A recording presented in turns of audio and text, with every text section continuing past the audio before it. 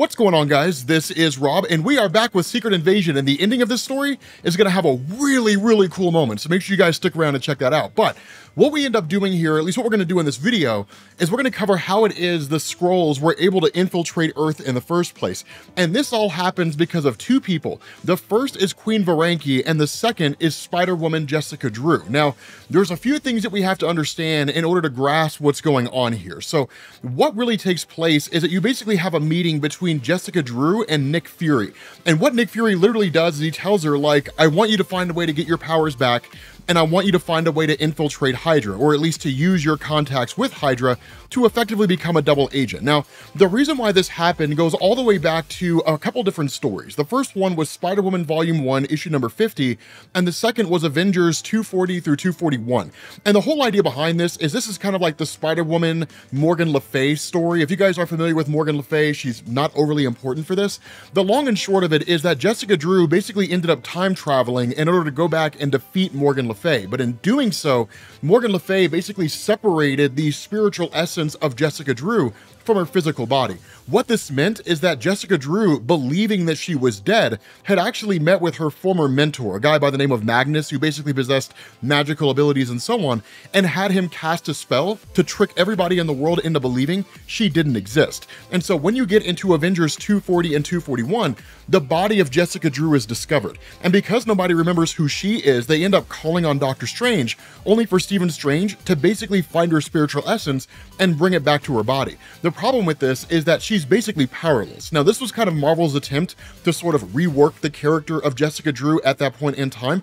But the important thing here is that following that, she did get her powers back, but they fluctuated, right? Sometimes she had her Spider-Woman powers, sometimes she didn't. And so what she ended up doing was making a deal with Hydra in order for her to get her powers back. And that allowed her, or really kind of put her in a position where she had to become an agent of Hydra spying on S.H.I.E.L.D. And so for those of you guys who have ever read the history of Jessica Drew, that's where that comes from. Now, Nick Fury figured this out, and that's the basis behind this meeting, is it's basically, if you're a Hydra agent working for them, now I know what's going on. Either I can have you just killed, arrested, any number of things, or you can become a double agent, and you can spy on Hydra and feed them information to me. Nick Fury, of course, ever the pragmatist and the director of S.H.I.E.L.D., would certainly go this route. And so Jessica Drew basically became a double agent. Now, eventually, Hydra is able to restore her powers once she makes the request. And that's the crazy thing here, is because this is where the Secret Invasion kicks off. Remember, in one of the videos that we covered, we talked about how the Secret Invasion really has its roots in the idea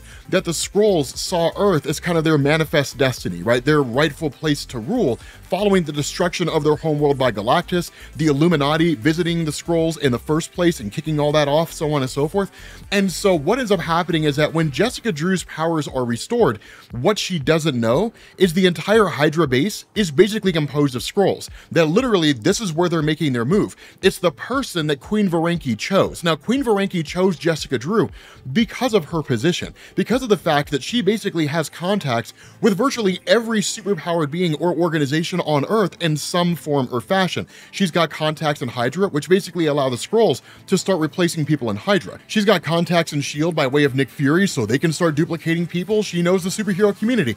She's the best person positioned for that. And so once Jessica Drew is put under by these Skrulls, then that's when Queen Varanki makes her move. And what they end up doing is effectively casting a kind of spell. And what it does is it basically blankets Queen Varanki with this sort of cloth, and then it allows them to manipulate her mind. So what you're talking about here is kind of the equivalent of sensory deprivation to a degree, right? Hypnosis or something along those lines. Now, there is a kind of difference between what Queen Varanki is experiencing as well as what everybody else is experiencing.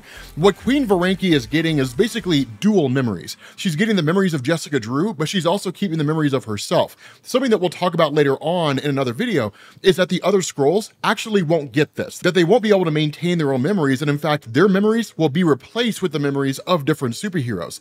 But because of the fact that Queen Queen Varanki is basically leading the charge here. Once she's sent back to Earth, she basically ends up calling a meeting of the various Skrulls who have replaced humans and various members of the superhero community at this sort of warehouse, right? This docks out by the Hudson River that's really just kind of off the grid. And what she does is she talks about the nature of the superhero community as it exists at the moment, right? She says right off the bat, there's 3 main targets that we have to hit in the first wave. Now, what's ironic about this is that these are all basically going to be taken care of for her in some form or fashion. The first one that they have to hit are the vibranium mines, which basically means they're going to have to go after the Savage Land in Antarctica, and they're going to have to go after Wakanda. And the reason for that is she says that vibranium can be used to make weapons that the Empire cannot fight back against, right? It's the only thing on the planet that we can't combat. The other thing about this is they're really concerned about the nature of like mutants. And the reason for that, and really what she says, is the mutant population on Earth is exceedingly huge. There's just so many of them. And she literally says now they have an island, they have real estate. There are so many of them. If something isn't done to thin the herd, this might all be for nothing. A fight against an army of Earth's mutants, we cannot win. Now, there's a couple distinctions to understand here. The story of Secret Invasion takes place before both Dark Reign and House and Powers of X. The reason why that matters is that for those of you guys who are new to Marvel Comics, if you're experienced, bear with me here, but for those of you guys who are new, during the events of Dark Reign, what the X-Men did is they actually fashioned an island for themselves off the coast of San Francisco, which was known as Utopia. It was a really, really cool place. Of course, during House and Powers of X by Jonathan Hickman, the X-Men ended up taking up residence on the mutant nation of Krakoa, which became its own sovereign place. The island that Jessica Drew is talking about right now is Genosha, and that was the first real mutant island that existed for the mutant population on Earth. Prior to that, all you really had were things like Magneto's asteroid M and so on and so forth, right? Avalon, if you want to call it that. That's what it was called really in the 90s in Marvel Comics. But the thing about this is that Genosha has largely been just devoid of a mutant population since Cassandra Nova sent the Wild Sentinels there and massacred 16 million mutants in the ES4 Extinction storyline by Grant Morrison. So that's not really a thing anymore. However, Magneto resides there, a few other people reside there. But even with that being the case, that Genosha could be a place where mutants could form a unified front. So if the Secret Invasion were to happen like right now, and like the Skrulls were to just invade Earth, the mutant population, likely under the leadership of Magneto, would unify in the remnants of Genosha and then be able to launch a pretty strong attack against the Skrulls. So what they need is to thin the herd. Now, fortunately for them, that's going to be taken care of as well. But the initial plan that they have is looking at the landscape of Earth, and they come rapidly to this realization that humanity hates the mutant population. And so the best way for them to thin the herd from their perspective is to actually fan the flames of human hatred towards the mutant population. So that way they can kind of have humans take care of all of it for them, right? Again, operating behind the scenes. Now, one of the last things they talk about is going after the actual Illuminati themselves. And this is the flaw in the plan. This is the reason why whenever it comes to wartime efforts, forming wartime plans, things like that, you have to leave emotion at the door. Queen Varanki harbors a particular hatred towards the Illuminati. And so instead of simply saying like, we can just kill Reed Richards right now, or we can poison Tony Stark and take him out of the picture this instant, instead her stance is no, like we're going to take them, we're gonna bring them to the capital city of the Skrull Empire. They're going to stand trial for their actions when they were the Illuminati and they forced themselves on the Skrull Empire. And that's going to be it. That's how they're going to experience their justice. That's the flaw, because it's basically leaving alive people that could actually take them out, right? That could actually bring the whole thing down. That's why you kind of have to go through, whenever it comes to wartime plans like this, you have to go through and you have to basically isolate those individuals that stand the best possible chance of defeating you, leave emotion at the door, and take them out right off the bat. Because then what you do without the Illuminati is you leave the superhero community scattered, leaderless, and divided. There's no unifying front there anymore. And so what ends up happening is that with her kind of continuing her role, pretending to be Jessica Drew, there's a few things that happen. One, she basically meets with the new Avengers, so that's kind of her getting her way in, but also finding a way to basically bring in, or at least duplicate Ant-Man Hank Pym. But the second thing that goes on is the Skrulls orchestrate the prison break at the Raft. Now, the idea behind this is that when Brian Michael Bendis first launched the new Avengers storyline, the Raft was the opening story arc. And all we knew is that Electro Maxwell Dillon had basically taken down power to the whole place. He literally blew up and overloaded the electrical generators. It allowed all these different villains to escape. That was orchestrated by the Skrulls, and the hope is that it would leave the superhero community distracted. What it actually ended up doing is unifying them, because prior to those events, you basically saw the dissolution of the Avengers, and we'll talk about them here in a second.